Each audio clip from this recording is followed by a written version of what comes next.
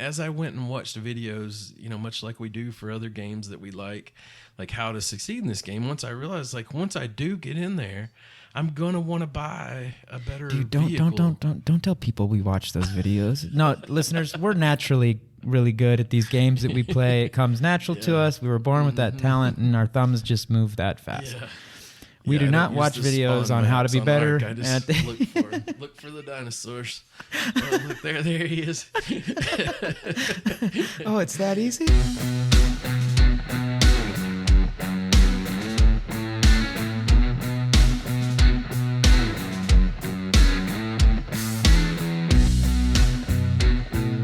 Man, my Discord is just blowing up sauce. How's it going, man? Good, man. It's good to see you. See, the listeners don't even know that this is like the third time that we've hit record. Yeah, it's hard. See, everyone out there, we're trying to bring you perfection. We're trying to bring you some perfection, some audio perfection over here. But man, yeah, this is actually the third's the charm. Record, click. That's right. Yeah, the third time is the charm, and this is the one. I feel good. Much excitement with this episode, so we're going to get right into it. Welcome, listeners, gamers, non-gamers, PvEers, PvPers, and even NPCs. We do not discriminate. I'm Ovox. And I'm ChukTomahawk. The Chuck T and Ovox. We're coming at you with our 6th installment of New Wave Gaming Podcast.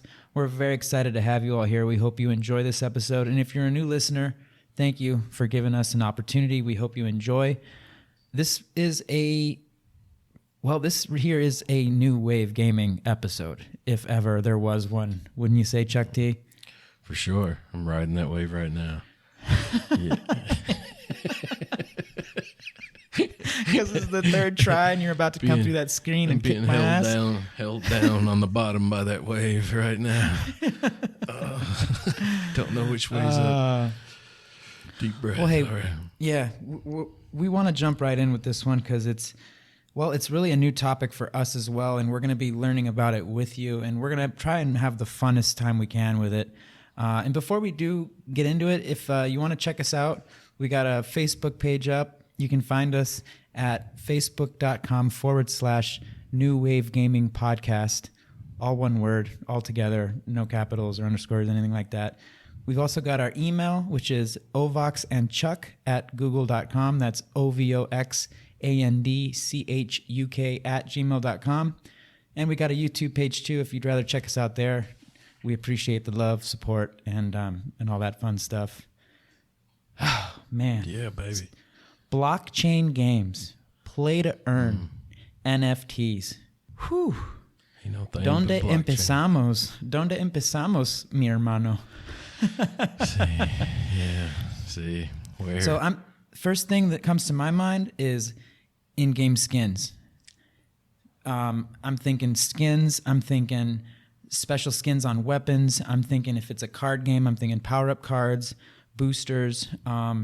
If we go over to, what other kinds of in-game items come to your mind, man? With survival games, for example, collecting resources. Definitely, even, get specific, like in Ark, I could see possibly breeding up a dinosaur that maybe you got some sort of NFT rights to that you could disseminate. That might be interesting. I think, it almost seems like these things have kind of existed before, like in certain ways. I've heard of people buying dinosaurs on eBay in Ark. Yeah, dude, they're hustling the shit out of them wyverns, man. You go onto the right Discord, man, you can get some tames, baby. Yeah. And if just like with another game, I'm sure there's people out there that are, making dough off of, putting in the work, if you will, wink, wink, on these video games. Yeah, and I think you've got some sort of sovereignty here, like as I understand the way these blockchains work, like it'll make it a little harder to fake that, and for me to reproduce that skin some nefarious way. So there we go. Yeah. So why are we talking about? Why is it that skins came to my mind, and Chuck T and I are bouncing these kind of like skins resources, items, crafting, because it seems like in this new era, perhaps, this new environment of blockchain games or NFT games, or play-to-earn games, you've got an environment where a given game that participates or that uses blockchain technology has perhaps its own inventory of skins, of specialty items, cards, if it's a card game, wherein you can actually own these items, forgive the redundancy. So that's why I automatically think about, the skins that we have for our weapons in Warzone, or, our power-ups, or the emblems, or little trinkets that we can hang on the, all that stuff is starting to exist in these other games where you can have direct ownership over them and actually perhaps sell them, trade them, or cross, I was going to say cross bring, but I don't think that's an actual word. Where you can bring your stuff. Yeah, exactly. You can. Oh man. Yeah, so you can bring your stuff to the next blockchain game, or other game where they use that type of technology. So that's just fascinating, man. It is. And, something I don't know that I ever really thought about till we started looking at this is that, like it or not, there kind of is an in-game economy that develops in every game. Like even now, like say in Call of Duty, like you mentioned, like as you progress through that game, you do get some rewards for that. And when you're showing them, you're not necessarily getting a monetary return for that, but you're getting the clout of maybe having that skin and yeah. I mentioned to you the other day, there's that one Shanghai warrior looking skin. When I see someone with that, I do think this is going to be a problem. Like, he's going to have some good movement. This is good. You mean in Warzone? Yeah, dude. Oh, yeah. There's that one. It's like a Shogun Warrior one, and I just from my own personal experience, it's the guy that's going to slide right up under my feet, and just blast you or knife you, get your Achilles. Yeah. So I guess it carries some clout in that respect, and even back in the day, I knew these folks that played this game called EverQuest. It was a large online, massive multiplayer type situation, and you heard of people like building up a character and selling it, like and I think as you get more and more in-depth games that require hundreds of hours to sort of get to the place where you've got the shield that you can go to the castle with, or now, or whatever that you've been wanting to do, like that. Like it or not, there was already an in-game economy, and it just, as I understand it, these things are sort of creating a ledger of sorts that, we can have a real value to this, and yeah, it's interesting. Dude, it's and so I think interesting. It's coming whether we like it or not. It is, man. It really. I have to agree there. And maybe towards the end of this episode, we can kind of touch on how we feel about blockchain games, and if we can see ourselves getting into that, we can actually address a couple of deeper philosophical gaming questions maybe in this episode. But hey, real quick, just for fun, let's use a cheat code real quick, a good old Google cheat code, and just define the blockchain game. I'm gonna use the good old wiki real quick and just read this for our listeners. We've got here, and I quote: "A blockchain game, also known as an NFT game or a crypto game, is a video game that includes elements that use cryptography-based blockchain technologies. Blockchain elements in these games are most often based on the use of cryptocurrency or non-fungible tokens, which players can buy, sell, or trade with other players, with the game publisher taking a fee from each transaction as a form of monetization. A subset of these games are also known as play-to-earn games because they include systems that allow players to earn cryptocurrency through gameplay. While blockchain games have been available since 2017, blockchain games have only gathered the attention of the video game industry starting in 2021, with several AAA publishers having expressed intent to explore their potential as well as criticism from players, developers, and companies within the game industry. Yeah. Mm-hmm. So that's just a quick definition of what we're looking at here.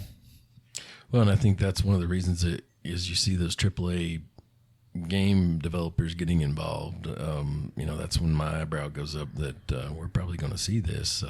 I think I understand Epic is maybe in there, and you're interested, baby. Yeah, so But on the other side of that coin, we've got Valve Corp. With their tip of the spear Steam platform for those PC games. They basically said no gracias. Mm-hmm. Yeah, I think they had a few bad experiences with a game, CSGO, I think, and then another game that had some skins and things that were getting heavily traded. The in-game economy had developed to a point, that I think maybe they saw a little bit of abuse going on there, as I understood it, and just stepped aside altogether. And I saw some, researching for this. I saw where maybe even some of the people that had jumped on board had taken a step back all of a sudden, as maybe actually there were some issues with a game or two, that had become popular. So, it's an emerging situation. But like I say, when you see those folks getting involved, and you can also understand the possibilities, and I do feel like at times I put a lot of time into these things. It would be nice to get some sort of reward for it, especially if I had a creative outlet as well. Other people enjoying something I created. So yeah, exactly. It makes it interesting. Well, based off what we're kind of seeing here, and I don't know if we said this off the top, but we're kind of learning this here as we go with you, the listeners. It's new for us, so definitely don't take anything we're saying here as fact or as chiseled in stone, if you will. And we're not saying definitely go out there and start investing in blockchain games, but we're gonna do our best here. So it looks like they kind of have two realms. Like you have the blockchain game itself, which has let me step back. You got blockchain games and NFT games, which is basically, it looks like there's a developer out there that's going to create a blockchain game. And let's say they go ahead and within that game, I saw a lot of examples where they were using a gold sword or a gold axe. So the developer says, all right, well, we're going to create 50 gold swords for this game. And then, they'll bring players in and whatever, and then they'll allocate those swords or whatnot, or they'll be found within the map or something to that effect. But there's always only going to be 50 gold swords. And those are effectively NFTs, or non-fungible tokens. And man, we don't want to get too deep into all these definitions of what these things are, but just in short, an NFT it's a non-fungible token, which basically means it's an online we'll call it a currency. I don't want to call it a currency, but it's an item. It's a thing that cannot be replaced with a similar or equal thing. Like it can't be replaced. It can't be changed.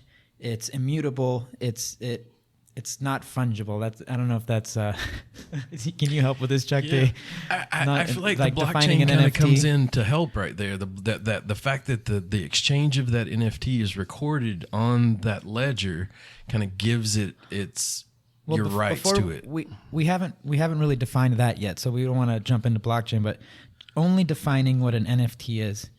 In short, it's an item that cannot be replaced, is my understanding. If it's fungible, it can be. It can be replaced with an equal or partial amount of the same thing of the same nature. For example, oil. Oil is a fungible asset or item because it can be replaced. A non-fungible thing it cannot be replaced. Anyways, spending way too much time on that. So you got these 50 golden swords. Those are NFTs because they cannot be. There's only always going to be 50. So if you get your hands on one of those, you effectively own that non-fungible token. Mm-hmm. And it will always be that way. It will always be golden. It may have an inlay. That inlay will never change. It might have a double-edged, that will never change, and you can actually earn that sword. You have it, you can continue playing the game, and then if you ever want to, even if the game fails or dies or ceases to exist, or they don't develop it anymore, whatever the case may be, you still own that sword. And you can bring it to the next game, or you can sell it, or you can trade it, instead of it just dying off with the game, like which is the experience with a lot of traditional games. Mm-hmm. Yeah, I love the sound of that. You know, I could see, you know, a gun that maybe you're using in Call of Duty that you know you can port to the next version of Call of Duty. You know, I like the sound of that. You know, I think like anything, there's pros and cons. You can see potential for abuse there, and you know, I think if it does have a real value, you're going to have folks that want to game that system, and you know, I think that's where you get into some of the other you know, terminology that goes with this. Like that's why that's where blockchain comes in. Yeah, and as you know, the way I'd like to think of that, or trying, I'm grasping it at the moment, is just that if I buy that, or I establish ownership of that sword on that blockchain, on this ledger of sorts, that's why it's not. That's why there's only 50 of them, because no one else can pretend that there's another one, or that they bought that one somehow. Like, I have those rights established at that point. In that blockchain, that gives it value.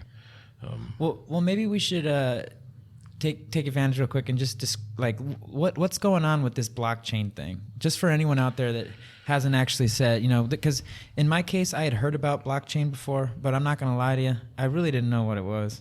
I kind of just like, oh, okay, my brain created a concept of what it could be, but I didn't actually know what it was. So just for fun, what is blockchain still technology? in that state, you know, myself. But if I took a stab at it, I would describe it as a decentralized ledger. You have a record of sorts that everyone can look at, and everyone's looking at the same record, so there's no dispute. It kind of makes it secure in that respect. And once you have the ability to do that, then you and I can do business and trust each other.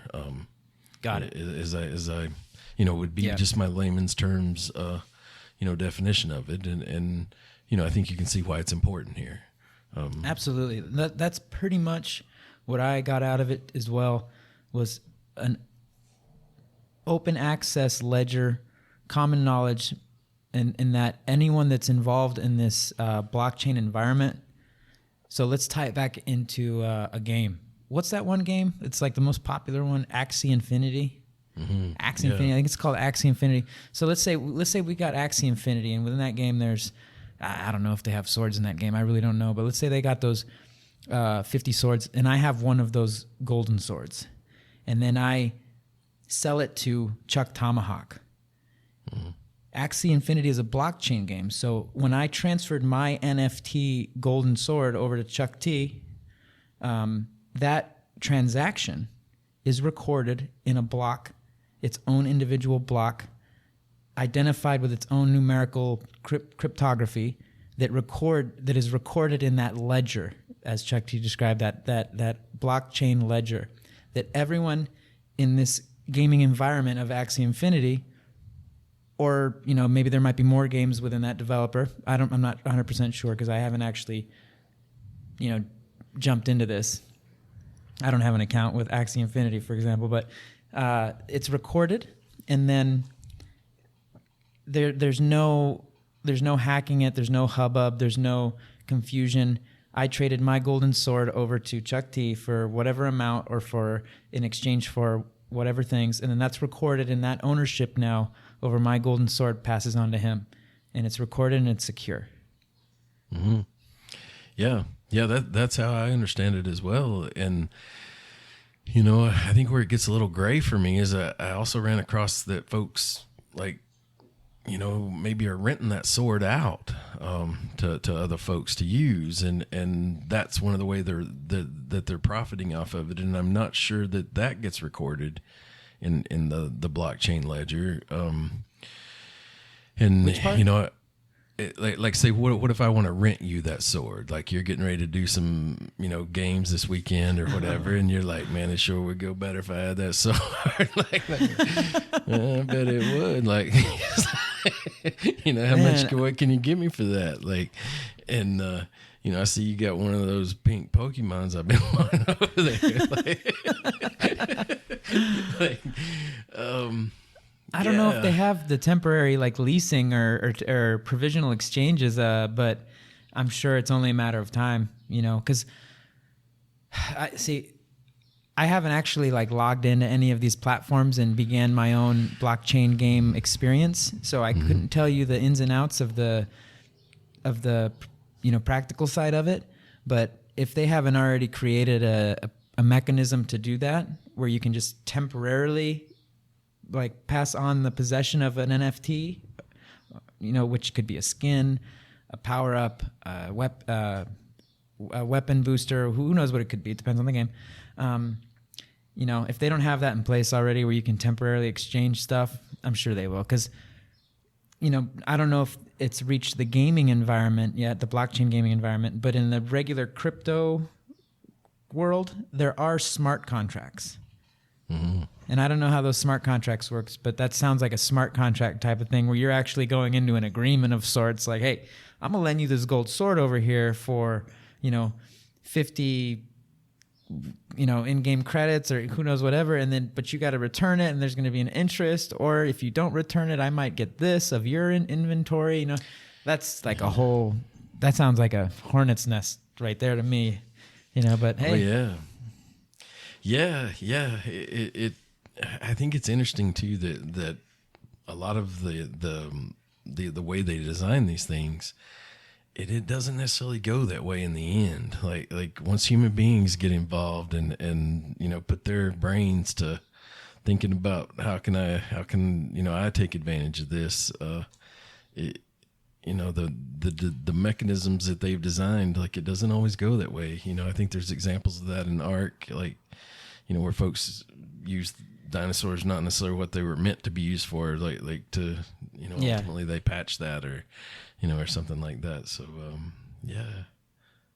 well, what are some other ways that you think there could be risk? Because that's kind of the whole idea, right? I mean, that's why that's why they want to use blockchain technology, because it's decentralized, because everyone can see who has what. Because another thing is oh gosh, I lost my train of thought here. But supposedly, a lot of these risks are supposed to be negligible. Like a lot of the risks that come with that we could come up with in our minds. Because, for example, everyone sees what everyone has. The transactions are, everyone sees who transacts with who, and everything is finite. Like there's a counted amount of these NFTs. So I don't know. I just can't. Like some of the risks I could see is on the side of it actually not being a private issue. Like everyone's stuff is visible, and you can see who has what and how much of what and what it's worth, what it's going for, and there's virtually no privacy in that regard. Mm-hmm. So that was one of the dark sides that my brain was kind of tackling or struggling with. But otherwise, I don't know.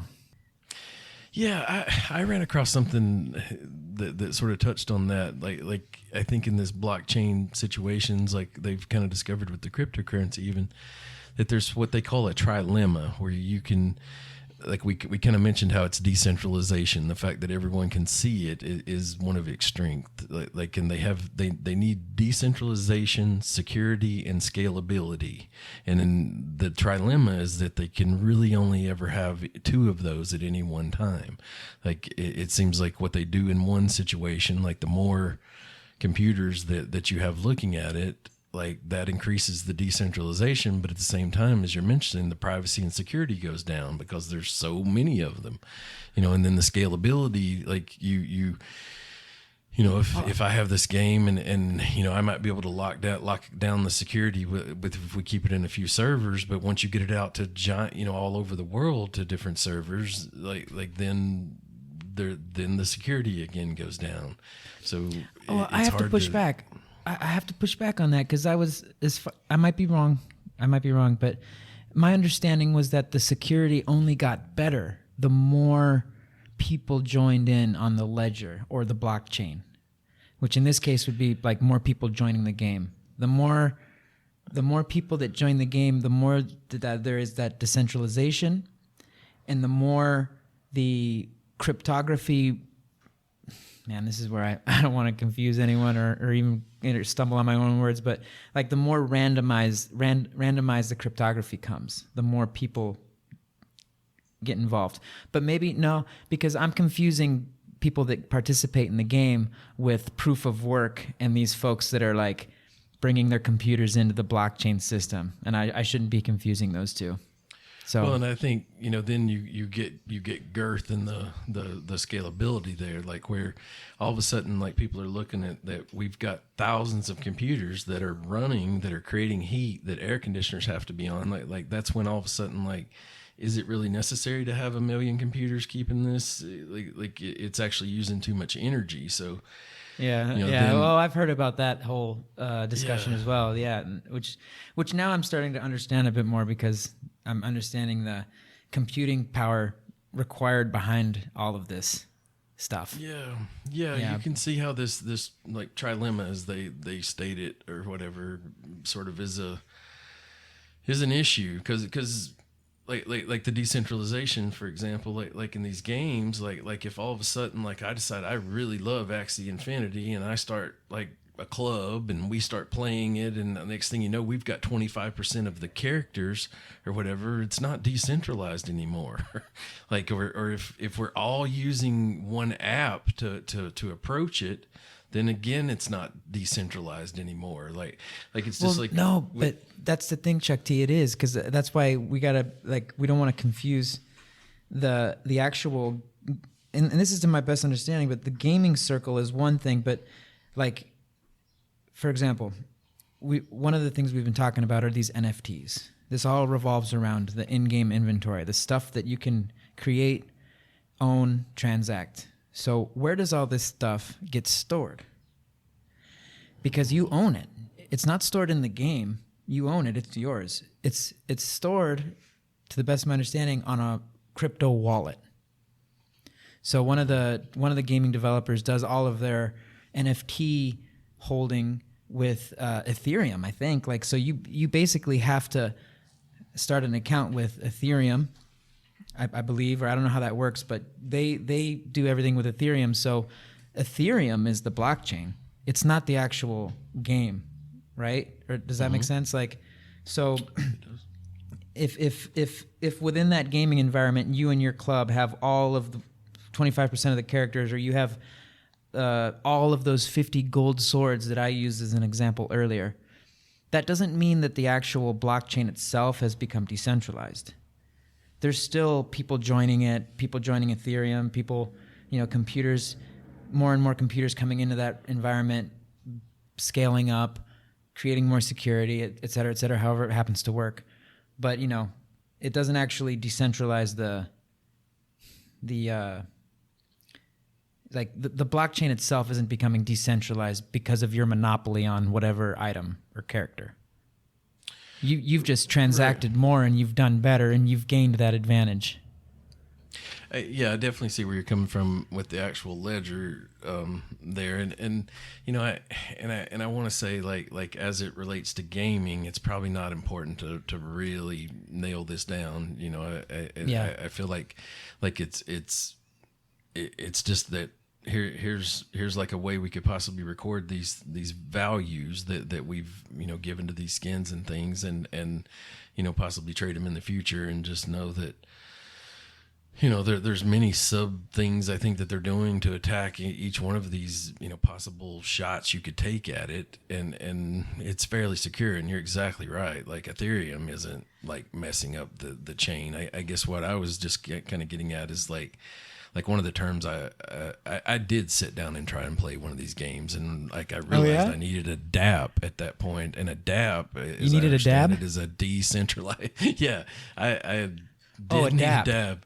Yeah, a decentralized app, which is using a lot of like what we just described to kind of let me do business in there. I needed to take my money from my debit card and purchase some Ethereum to be able to play the game. It needed to be linked, and and that's another point. Is like I have a little bit of cryptocurrency, and it's with Coinbase, and there's been argument that Coinbase is like one of the strengths of these things, as I understand it, and like how it's different than say the dollar is that the dollar's ran with the Federal Reserve, and there's kind of this World Bank, or this whole centralized system that's running it. Well, when everyone's running these ledgers and viewing them, it is decentralized. But as soon as you create an app like Coinbase that 30-40% of the people that are buying Ethereum are using it, like that centralizes that part of it. It doesn't centralize the blockchain, like you're right. It's still being disseminated, like you're saying, but that gives them the power that we were trying to take away from the Federal Reserve and them. Like suddenly, if Coinbase says like your work isn't proving right, like I see what you're saying. Yeah, man. They suddenly get some leverage in the game. And I see. Yeah. It's so, almost and that's where those scams and rug pulls happen, where you get the rug pulled out from under you, man. Because I see what you're saying. Yeah, well, and I mean, think back to I probably have a character somewhere on Xbox 360 that was really valuable to me, but now that they don't run those servers anymore for Battlefield 4 or whatever I was playing, like it's worthless now. Your level whatever character with all the guns unlocked, all the skins, all the attachments. Yeah, but 1996 or 2004, whenever that was, like I might could have sold that 96. On eBay. I don't think it was that old, man. Battlefield I went 96. That was GoldenEye, pre-GoldenEye days, man. But so you could see how we're like the game I tried to play is called War Riders, and I think I originally saw the trailer and thought, man, I want to sit down and do this. Like, I thought it couldn't be that hard, but I still got reservations, and they're exactly like the stuff you're hitting on, like the privacy and I didn't want to link my Coinbase wallet to that. Like that seemed like a bad idea. Like, like, no, senor. And then I understood there was this thing like that's where the dApp came in. Like I could basically use this company called MetaMask to be able to do a transaction through another party called Transac or something like this. Man. And I did it, man. and it didn't go through, and it said you'll get your money back in 2 to 3 days, and when I checked my bank, it had never like, and we're talking $20 here, so it's not like the end of the world, whatever happens, but like but if you get $20 from 500 ChukTomahawks, man, it's complicated, dude. It's incredibly complicated, and as I went and watched the videos, much like we do for other games that we like how to succeed in this game, once I realized, like, once I do get in there, I'm gonna want to buy a better vehicle. Don't tell people we watch those videos. No, listeners, we're naturally really good at these games that we play. It comes natural to us. We were born with that talent, and our thumbs just move that fast. We do not watch videos on how to be better. I just look for the dinosaurs. Oh, look, there he is. Oh, it's that easy? Oh, sorry. No, it just ultimately, for me, the experience kind of fell apart, and it's one of the reasons I feel like we need to introduce this as best we can and kind of look at these from a gamer perspective, and where's this going, and where did it come from? Well, and does it already exist? I mean, like, because there's, I'm only really seeing one huge differentiating thing, and that's the ownership aspect, and that's shaky from what I've gathered here from my reading, and investigating this topic, because we've already got things like microtransactions in the games that we love. EA is very, a lot of people think of EA when they think of microtransactions. So we want to contrast those things. And then I think another thing we haven't touched on, we can jump into it now or in a little bit if you want, is the difference between just your classic NFT blockchain game versus play to earn, which does seem to be a little bit different, because it looks like in these play to earn games, I don't know if the initiation experience is the same. Like, I don't know if you have to pay to get in, or if you just get in for free and then you start, you donate your system to the cause, and that's how you get in, and then you start, playing. But it looks like in the play to earn scenario, you're actually earning cryptocurrency that gets transferred to your wallet, which in your case sounds like that app that you were talking about or whatever. But so there's also these play to earn games, which sounds, again, interesting, because then you can make some actual money, some pesos, baby. As when I first sat down, I was thinking of naming this episode "Play to Earn Games," and at some point I ran across an article that kind of described play to earn games as a blockchain game. And then I saw NFT games as a different category, and I think other than that sort of like proof of ownership that ledger is giving us, I don't see a difference, in a regular NFT. You mean a regular game with skins and power ups and attachments, or are you comparing NFT with play to earn? I guess I'm kind of looking at it like what is the difference, in these different parts, like play to earn and blockchain game and NFT game. I don't know that I've fully grasped that just yet. Well, the way I understand it is, it really depends on the game. But like, let's go back to the example of the developer that creates a game with a certain amount of items, and he just creates the game that way. So you got a developer. Let's say he creates a survival type game, and in it, within the map, you can find up to 50 of this, 50 of that, 50 of so and so on and so forth. And then a certain amount of games, if gamers are invited in or whatever, like kind of like an initial release. And a lot of this, my brain is just making up to the best of my understanding of all this, which I know we've already said that a million times, but yeah, so it's the truth. So you got this game, and then boom, you start playing, and let's say you find one of those swords, and then you find another object, and then you find another item, and now you have 3 in-game items that are NFTs, non-fungible tokens, that you now own. They're your property, and that ownership is recorded on the blockchain. However, the extent of what you can do with that NFT is basically you can trade it, you can sell it, you can exchange it for other NFTs, you can leave it there and bring it into other games. And that's essentially the gist of it, in my understanding.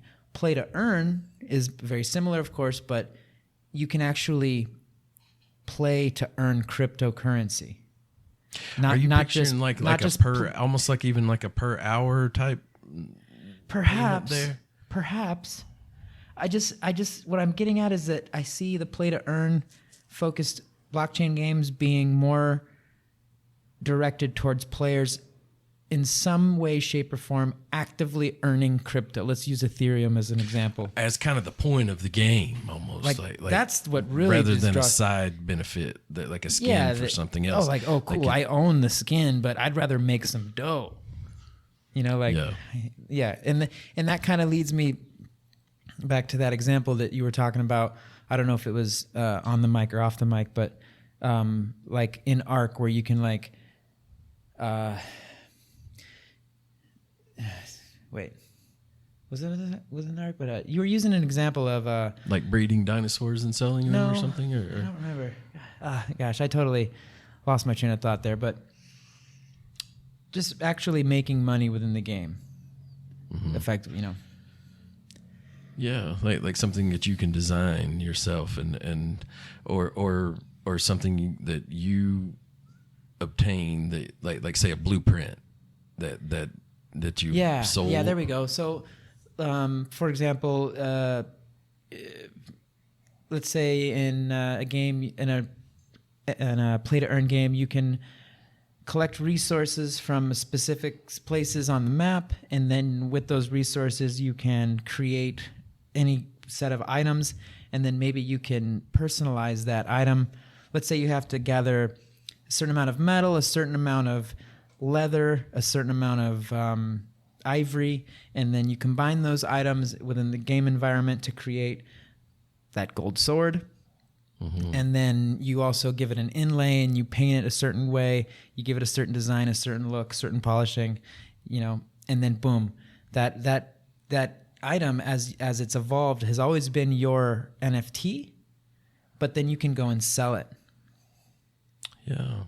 And then I guess it depends on the focus of the game. If it's focused around exchange of skins, attachments, power-ups, which are all just NFTs, or if it's focused around NFT creation and sale.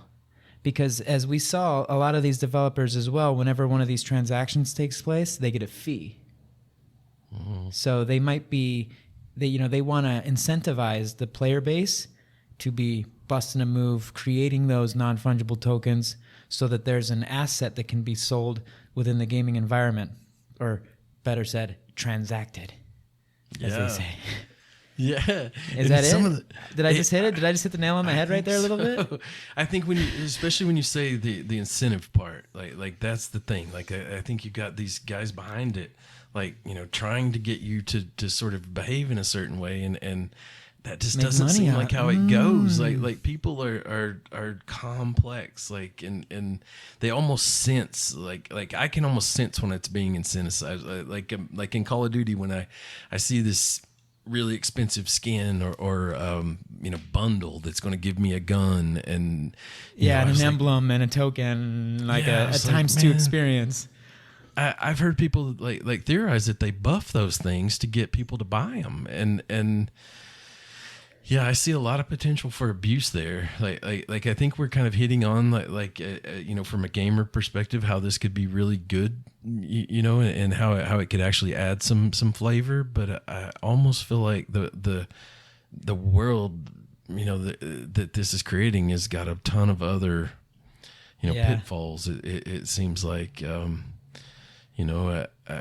Like balancing, for example, and all of a sudden you introduce this mighty sword into the game. Like, if I'm just walking through and one-shotting every boss, like does that take away the fun of the game for me? And is it fair to the folks that don't have this thing? And if you basically got it because you have a bunch of money, wow, that. Well, yeah, there's that, and then like if you have a sword or a weapon or an item that has like certain stats in one game, that'll probably, like, if like the one you described sounds like a very powerful weapon, so that'll create a lot of demand around that item, and then you got, and then you got, who knows, youngsters or oldsters or whatever agers just buying these things that we're doing that already though. We're buying stuff online, it's just that ownership aspect. But yeah, like you said, like if I own that sword and it's super hyper powerful, one of the details about all these NFTs is that they're supposed to be interchangeable between NFT games. Like porting them, yeah. Yeah, like you'll always have your wallet with your NFTs in it, right? Because ultimately what this just boils down to, a crypto wallet with your NFTs in it, that you can use in these blockchain games, really. So it's just giving you ownership over that stuff that we use in all these video games that we love. So, but what if within that wallet though you have like, you know what I'm saying, like that Growl from Warzone that's just freaking laser beaming people, and you want to take it over to the next game, but in that game, like, is it balanced the same way? Does it still beam people the same way? Are you gonna get the same KD with it? Can you still melee with it? Like, that seems like a headache for development on the development side. Like, I don't know how they address that, making sure all their games match or something. It does, and I'm almost picturing like say in a lot of these survival games where we seek out these sort of unofficial servers. Like maybe I make my server so it says no gold swords allowed, and that becomes the trend, and suddenly your sword isn't worth what it was. Oh, damn. Yeah. Gosh, I could see that becoming a thing too. Yeah. Well, I mean, you could see why that might happen. I mean, we run across that all the time, like where the game's been modded to some effect, and I could see that. No, they wouldn't do that. That would go against like terms of service or something. You can't. Yeah. You can't block out NFTs from an NFT game. You know what I mean? Or something like that. But boy, can't you just imagine that? What are you trying to do? Bringing that golden gun over here with James Bond axe? You know what I'm saying? One shotting people over here in Axie Infinity or something. I don't know. Oh man, it just seems like when you tell people they can't, though, like they try, to game that system, and ultimately, I think it probably makes it stronger as it gets tested, and the strength of that ledger probably shows itself. But I don't know. Well, I see a few good scenarios here, but I see just about as many scary ones. Yeah. Well, if you had to just like, in simple terms, what makes a blockchain NFT game different from a traditional game with its in-game items, in your opinion? The main thing. I think once you've gone through that process of linking a wallet that actually is, like part of your treasure, your money, your financial portfolio. Yeah. Like it's a whole different ballgame, brother. Like, I mean, because, Yeah. Don't be calling Charles Schwab to tell him about that one. Yeah. It's all so like guess what I did on Friday? Yeah. It's like, you think this is a good idea? They mentioned that there in call your CPA financial school broker, there, buddy. Yeah. So Carl, I just signed up for this game out of Vietnam. Yeah. Turns out I'm going to need to buy a van and a lot of guns for it to be able to compete in the War Rider game, and it's going to pay off, I swear. Like, it's scary. I think that's it. Like I say, there's money involved, and well, I gotta push back again. Then there's money involved in traditional game items as well.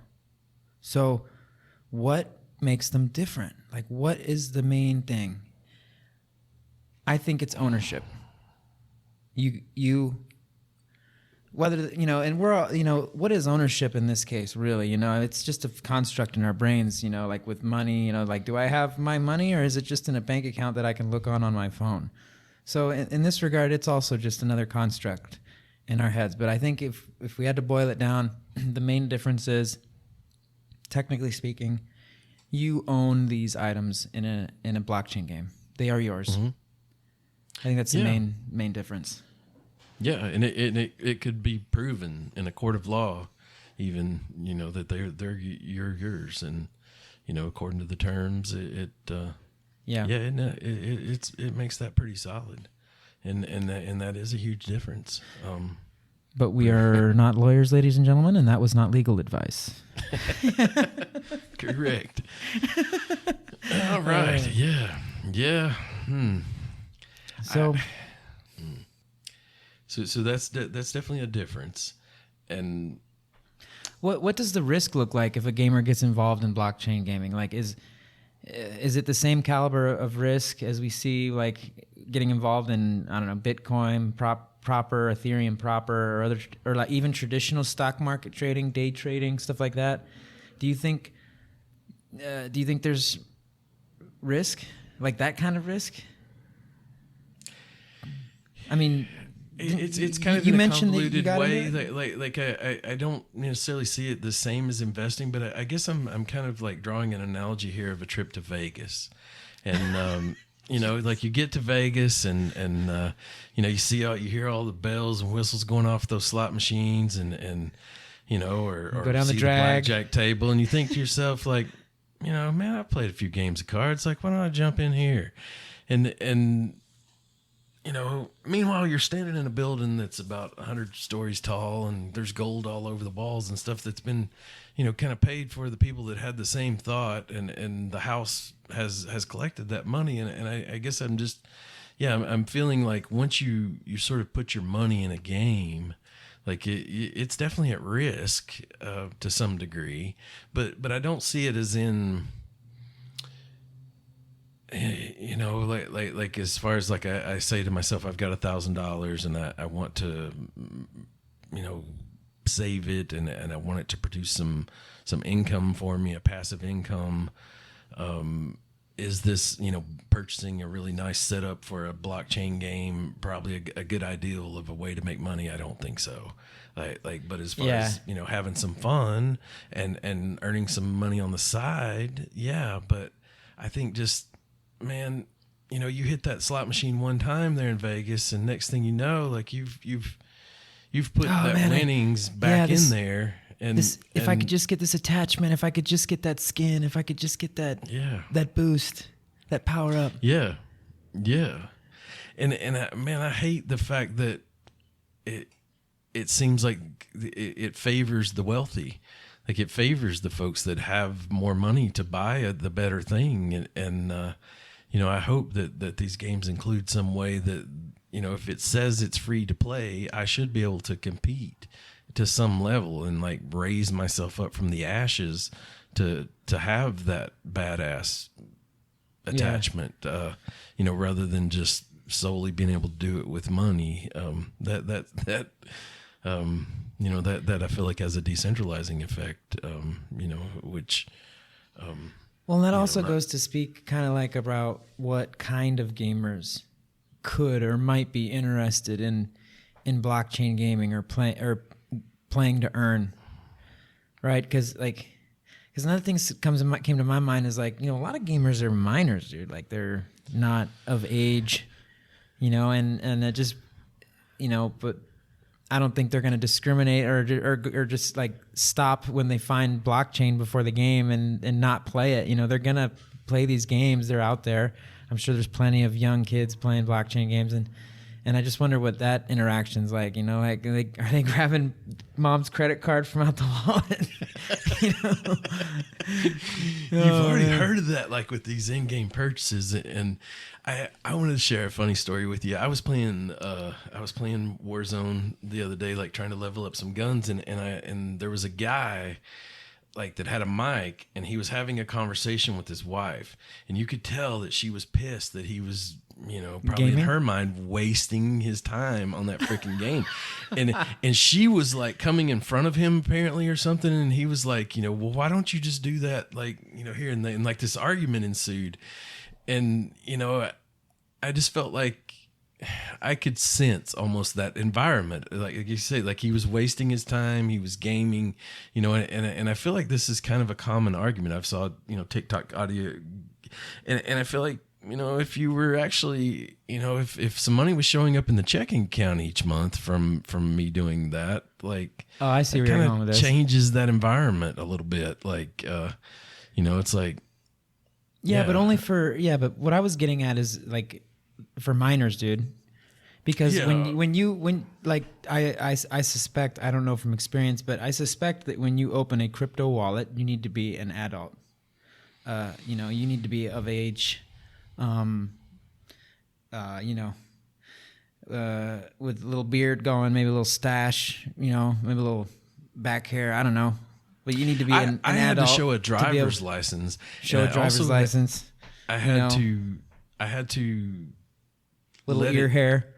You would be amazed at how high level it was. It felt as much as if I'd had my ID checked at the airport or something. I literally had to send in a shot of my face. Like, damn, bro. Yeah, it face scanned. you better make sure that someone's keeping an eye on your identity and stuff. Geez. I mean, yeah. Hey, man. I did it for the listeners. You know what I mean? They were going to want a real world experience here. Chuck D is dedicated to you, listeners. He is dedicated to you and providing you with quality over quantity, baby. No, but like, so that's what I'm getting at. Like, so if minors, that would lead me to believe that minors aren't going to have access to these games. And if that's the case, then that's a huge chunk of the pie right there. That's a huge market share. Young kids, gamer. I mean, I don't want to say the majority, my dad but had I'd his say liquor cabinet locked too. But that didn't stop me from getting in there. There's a globe that has water in it right now. I'm sure. But you know what I'm saying, though? Like that's something that came to my mind. Like just thinking about some of the more nuanced aspects of this whole environment. I think you're dead on. Like yeah, kids shouldn't be allowed for sure. Well, I don't mean that. I'm not going to be one to say they shouldn't. I mean, maybe they shouldn't. Maybe it's fair to say that. But I'm no one to tell anyone what to do. But if that is the case, that's a huge chunk of the gaming market that is out of reach. At least it would seem. But you're right. Mm-hmm. Yeah, I mean, we all find a way. Yeah. It almost like it seems to attract kids, when you tell them not to do it. But yep. But yeah, there's got to be some regulation there, and I think the intent of the leadership of this would be, to regulate that, and it be a parental choice. Maybe there's some avenue here for learning about money and trustworthy handling of it and investing and things like that. But a lot of potential for. I guess for me to rent out my sword to some kids or to have them mining for me to get that silk that we needed, or I don't know. That's the thing, man, and I would be lying if I said that I was just completely uninterested or felt that it was a completely bad idea. That wouldn't be true. I mean, I have my reservations. I would certainly do a lot more investigating before actively getting involved in blockchain gaming. Me personally, Ovox. But playing to earn sounds very attractive to me, and that just leads me back to what kind of gamer is interested in this type of stuff. What should that gamer look like? And if it was me, I'd be like, man, if I was one that spent a lot of time gaming or participating in gaming / content creation / maybe my regular job had something to do with working in finances. If you're that person, or if you're a person that is actively in the markets managing a portfolio, but you also like to game and you spend a lot of time on the laptop or on the console, man, there might be something here. Very attractive. Very attractive. Yeah. And if I had to say, okay, Ovox, well, what kind of game would bring you in? Would attract you into, what would make you take that step? It would probably be a game where I would be willing to pay an initial fee, like I do with all of these games that we love. Happy to do so. The developers created something that brings value to me, so I'm happy to give them a specified fixed amount for that experience, that product, which is a game. Let's call it any traditional game. I'd be willing to pay an initial fee. But then from there, I would want to have it securely linked to a reliable wallet that I know I can have liquidity with. I think that's the technical word, where I know I can get that money out if I want it and need it promptly. I don't want to have to wait weeks or something, or processing or whatever to get my NFT or my money if I'm playing to earn. And I'd want to be able to use the in-game assets and mechanics to farm, build, or craft and create something unique with my own creative touch that could be of interest to someone else in that gaming environment, and that I could sell it to for crypto. Mm-hmm. And then I could transfer that crypto to my wallet to real life money, et cetera, et cetera, et cetera. That would sound interesting to me. But I don't know if it was a game where, you can just somehow get your hands on NFTs that you cannot necessarily sell, but you can only trade or keep ownership of and bring on to future games. that wouldn't be as appealing to me. No, because I mean, I don't even spend money on traditional game items really. If we go back to the Warzone example, I've never paid money for any special skins, blueprints, or boosters, or none of that stuff. I guess I know I've certainly paid time for those things. Yes, that's true. When I wanted to get that skin for my katana sticks or whatever, Cali sticks, it took a while. I questioned. And they make it that way on purpose, man, so that you just gosh, do I want to spend the time or do I just want to spend $4.99? $4.99. Yeah. And if you think of time as money, that I probably could have been doing something else, maybe playing a play to earn video game during that time. Yeah, but I was also having a good time, and it gave me a goal and a focus, and I think took my mind off my other problems. Like there's tons of other benefit that made me see that as a goal I chose to seek. But I'm imagining a scenario here. Let's just say like I was just doing this as a whim or whatever, and I got some Ethereum, but the market of Ethereum suddenly blew up. And even though I only had a little bit, like suddenly I had made a ton of money from my video game. Well, hold on now. Are you talking about your Ethereum coinage proper in your wallet, or are you talking about the NFTs that you hold within your Ethereum wallet? I guess I'm thinking of a scenario like where I've gotten like more like paid like in-game coin, but it's really small. Like it it's a play to earn game. It's not necessarily based around the NFTs or some skin or special sword that I've gotten. I've just, as I understand that War Riders game, I think you can just earn some money, like straight up Ethereum. Just like you found a coin, like literally, and it's worth a little bit, and you could use it for this or that. And but also realize these things are in sort of a market that that has been incredibly volatile lately, and so yeah, man, it recently went down, but it could easily go up again. And I think it could hook you at that point, and you get to yourself thinking, man, why am I showing up and working every day at my job when I just made twice what I make in a month, with this video game, and then you quit your job and then it falls back down, and yeah. See, those are the hardcore decisions that I don't think anyone should necessarily be making. You know what I mean? Because I don't think we're there yet. I because think that's down the road. It is. I think it's going to happen. I completely agree with you on that. It needs a little refining, but it's a thing. It's going to. I mean, dare I say, this is the future. I mean, it's the present, but it's also the future. But just needs a little refining. But yeah, behind all of this, we're still talking about,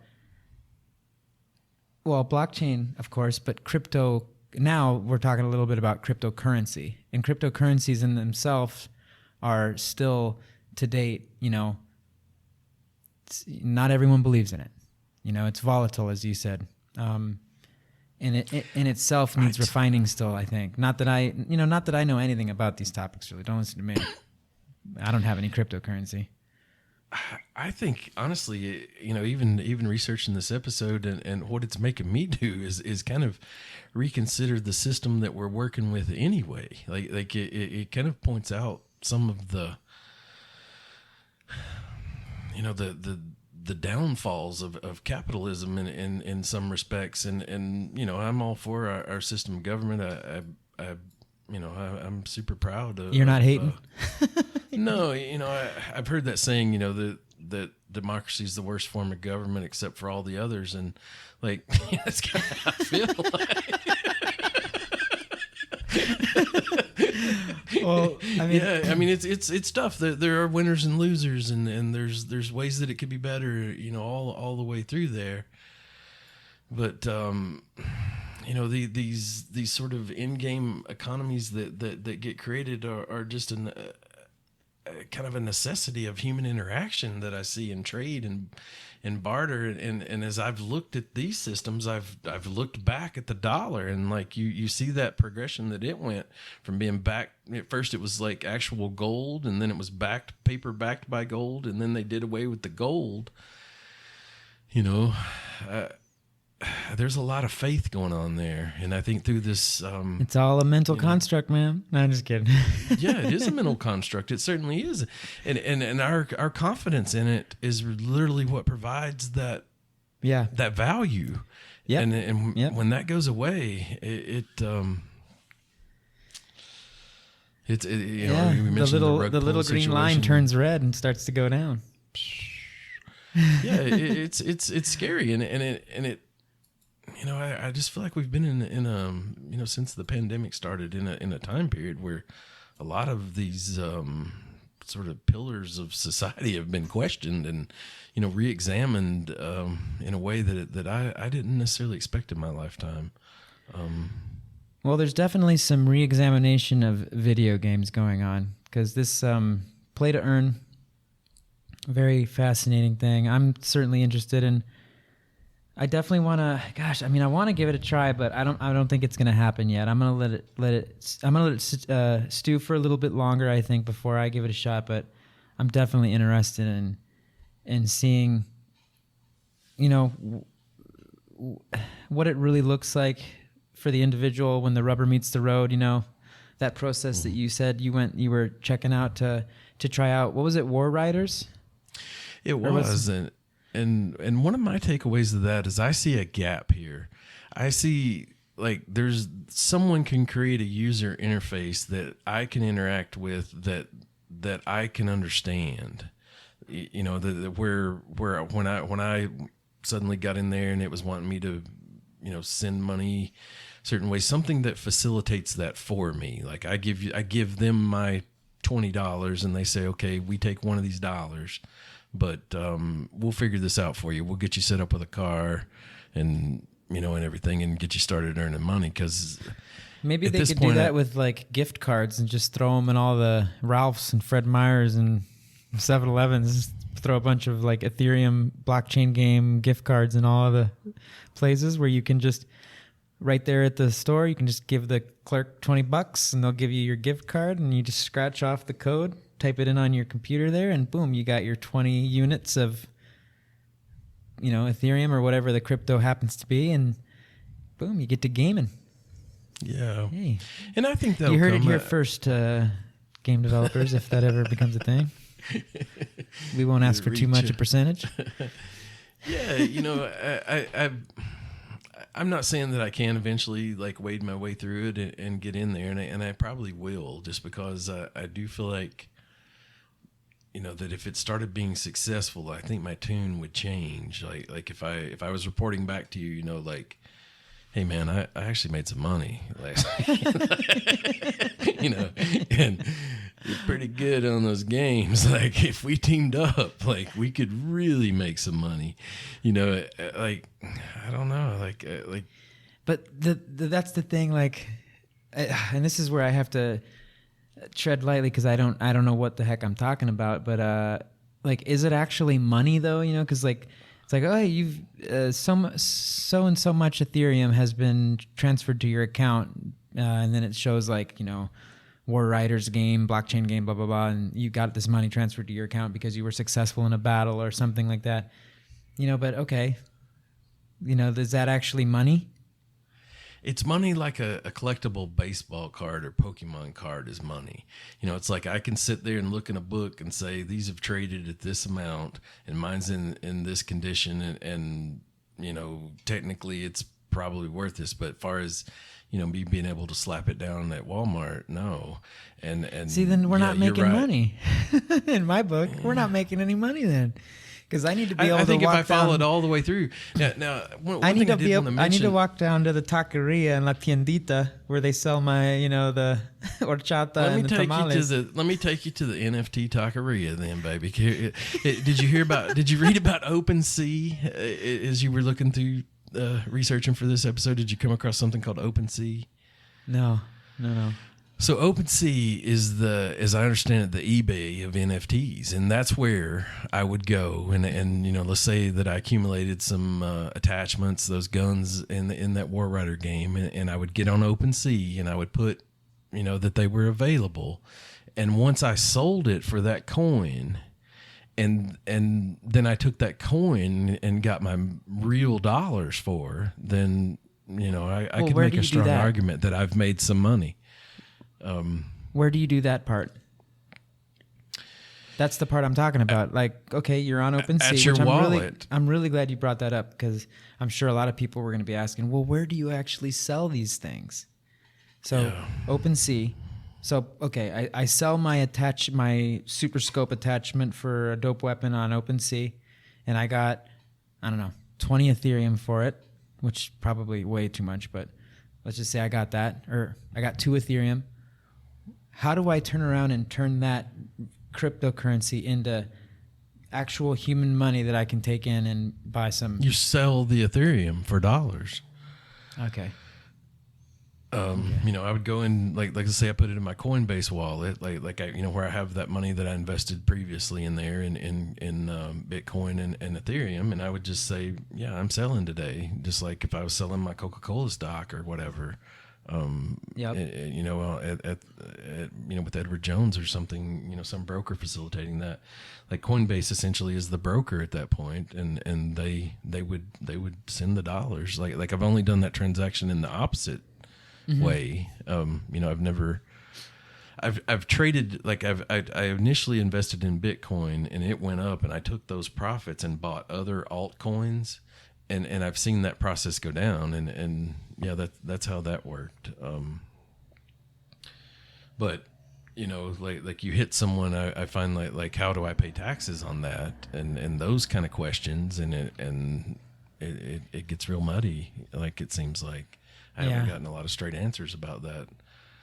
Well, down here in Mexico, I talked to an accountant once about this, and it may have changed already, or I may be just completely wrong. But basically, like you'll have your traditional bank account, and you can have a crypto account, and when you transfer that crypto or you sell it or however it works into regular dollars that you then transfer over to a traditional account, it's at that moment when you transfer to the regular account the funds, it's at that moment when it becomes a taxable event. And that's where like the Mexican gov will come in and be like, okay, well, of all that crypto that you sold, it came out at 100,000 pesos, and that's 100,000 pesos of profit, so here's the tax margin on that, and then they'll take their chunk, and then you'll get your dough. Yeah, and I'm pretty sure when I called you and said, hey, I made some money, I wouldn't be counting that. I would say I made $130, and you'd be exactly right. I'd be getting more like 112, or something after the taxes. Yeah, after I'd converted it, and yeah. Or I don't know if they just actively take that and then it hits your account, or if the full amount hits your account and you have the responsibility to declare it, and then they'll take it. But basically that's when it becomes a taxable event down here in Mexico, to the best of my understanding. But yeah, it was interesting. I watched a video of a kid, that was kind of to try to walk you through it on YouTube, and he was like, he said like I made $130, like, and when he showed why, he basically showed the things that he had attained and their value on OpenSea. But yeah, there's a leap of faith there. You're exactly right, and yeah, that's a little clickbaity, because it leads you to believe that this guy had like 130 fat ones in his wallet, like his physical wallet. Like I made $130 US, right? That's probably what it seemed like. But when you get in there and you see what the video, it's like, oh, okay, he has all these NFTs that equal the amount of whatever the dollars is, Right, because when I go to buy it, like those guns, and they're going for 130, I want to get them for 120. I mean, you know what? Buy low, sell high.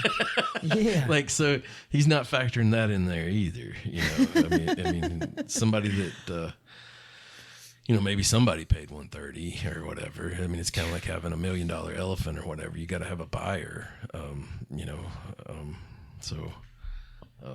yeah. Oh man, God, this is like, I don't know, man. Like, I feel excited about all of this, and at the same time, I feel like it's all just what's the expression? Smoke and mirrors. Smoke and mirrors. Smoke and mirrors. Well, Chuck T.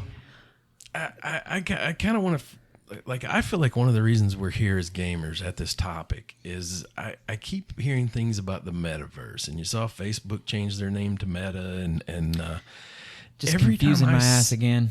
Man, every time I see something about the metaverse, it looks a lot like a gaming lobby to me. And I feel like we've had that for 20 years in gaming.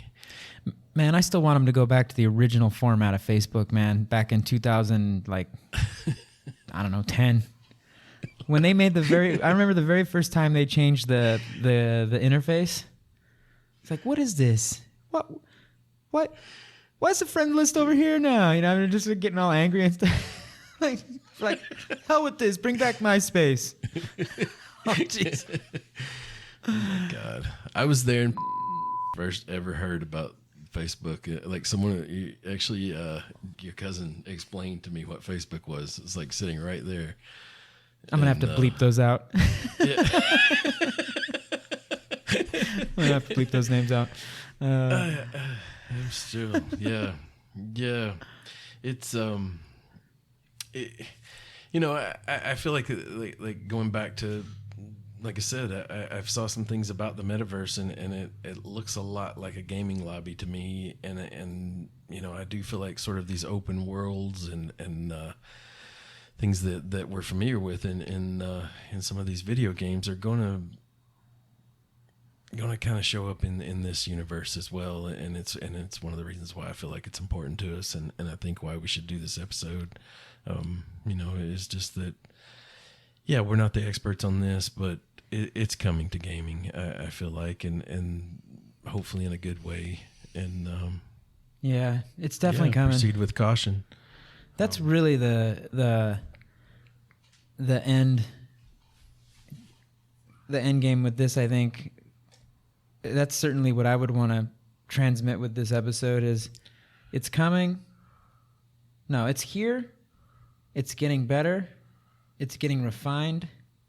It's not going to go away. And proceed with caution. I think, like, whenever I like watch or check out or listen to financial stuff, whether it's like personal finance podcasts or just, you know, resources on how to handle your personal finances better, everyone always says the same thing. Do not invest in something that you do not understand. Mm-hmm. So I don't know if that's actually good financial advice. It seems like all the financial pros are saying that. I've kind of been doing my, you know, I go by that. So I think it's good advice with this too, because, you know, it really just falls under the umbrella of blockchain.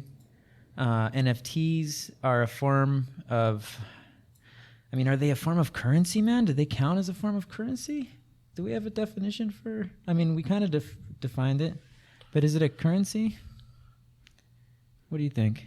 Anyways, it's something that it involves your money at the end of the day. It involves, you know, online platforms. So just be careful if you're going to dabble in blockchain gaming, especially if they ask for your, you know, bank account information. Oh, here we go. NFT is a financial security. That's it. NFT is a financial security consisting of digital data stored in a blockchain, a form of distributed ledger. The ownership of an NFT is recorded in a blockchain and can be transferred by the owner, allowing NFTs to be sold and traded. NFTs can be created by anybody and require few or no coding skills to create one. Well, okay. Yeah, so what else do you got, Chuck T? Yeah, I think definitely ran across some interesting stories about these things, and I think that concept of Web3. Did you run across that as you were looking at this? Like, and I again, not something I'm some kind of expert on, but as I understand it, like I remember this time, like when everyone was getting a website, like, and I would consider that like Web 1. Like I first started hearing about, I think one of the first times I got on the internet was to find some Fish songs or something, like download some jam band I liked there in college, so I could. You trying to get on that Napster? Get that free music, and that's one of the first things I did on there. Yeah, when we were burning CDs back in the day. Yeah, so I went on there, and I remember at that time, like maybe even my brother-in-law had some website design sort of thing, and so let's consider that Web 1. First hearings of the internet. You're doing email. You're having a website. Web 2 was more social media, like you had the Facebook and like. You see what that was designed for, like, and it was supposed to bring us closer together, but in some ways it's kind of like created a whole division. yeah.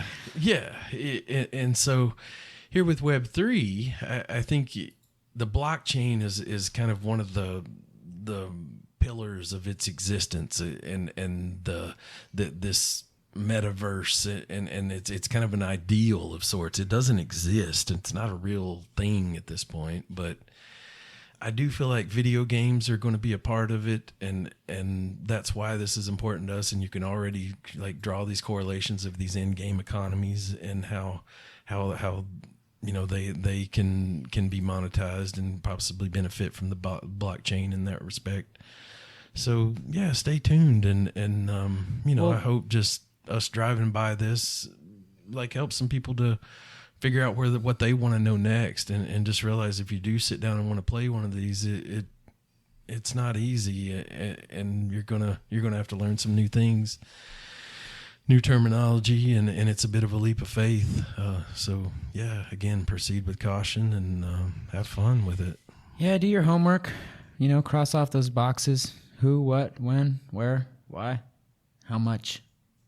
Is it worth it? And I think that's all I've got, Chuck T, for blockchain games.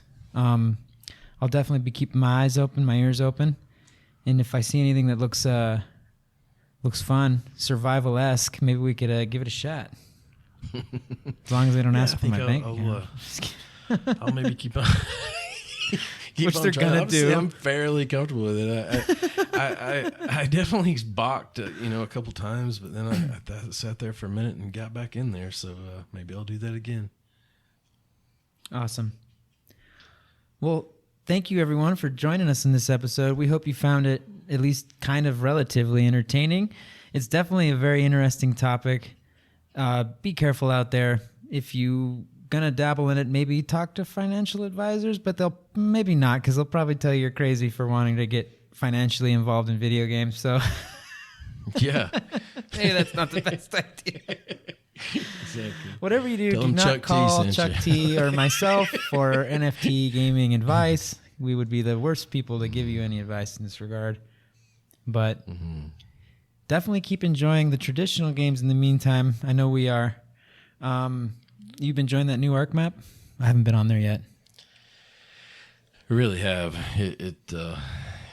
Our particular server had a little hiccup with it there the other day, so that's been a bit frustrating. But yeah, the new teams are super cool, and we've been playing that Forest game too. That's I don't know if anybody out there's been into that. That's been fun too. I was gonna say, do you want to wrap this thing up? We can play a little bit of the Forest. Yeah, let's do it. Everyone out there, Chuck T and I are going to go tangle with some cannibals in the forest for a little bit. We really hope you enjoyed this one again. Show us some love there on the social media if you like. You can give us a review if you like there on the Apple Podcasts. We're on Spotify as well. We're on the YouTubes. And we blockchain. The blockchain gang. Gang. All right, man. Let's Take stop. That to the blockchain. Oh gosh. Oh, let's stop wasting these people's time. Peace. Thank you, everybody.